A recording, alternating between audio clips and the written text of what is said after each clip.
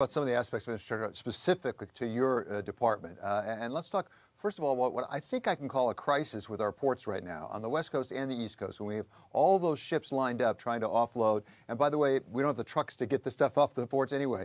What can you do about that problem? So this is a challenge that really stretches across the entire supply chain. If you think about it, if the ships are there, then actually the ships are not where the entirety of the issue lies. It's really everything in between.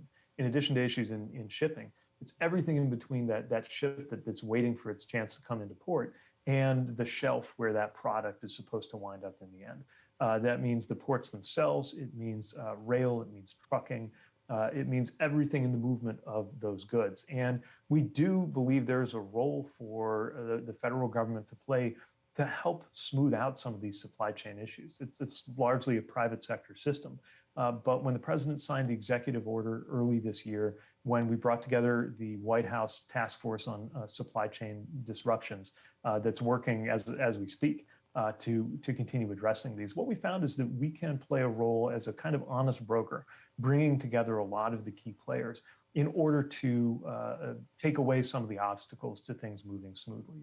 For example, the ports of LA and Long Beach recently announced an expansion in access and their hours. That's one thing that can reduce the bottlenecks. We are funding, of course, as a department, a lot of work on the rails, on the roads, and supporting trucking, which is also a big issue. We've got some real challenges on the labor side with the turnover of truck drivers that can make it harder to get goods to where they need to go. So yes, it's complex. Yes, it's global. Yes, it's largely private sector. But we know that there is a lot that we can do in this administration. And that's exactly what the White House has been challenging my department and other departments to step up and do. When we read the media, and I understand media sometimes can overhype it, we hear about that Christmas might be in jeopardy. By the way, not just the United States, we read about it in Germany as well. What is the risk that we will not have the goods on the shelves for Christmas? Well, look, what we know is that there are short-term actions that we can take that are making a difference already.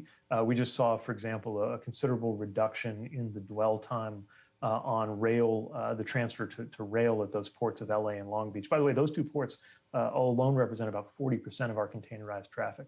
Some of this is a bigger picture, longer term issue that's going to take years and years to address.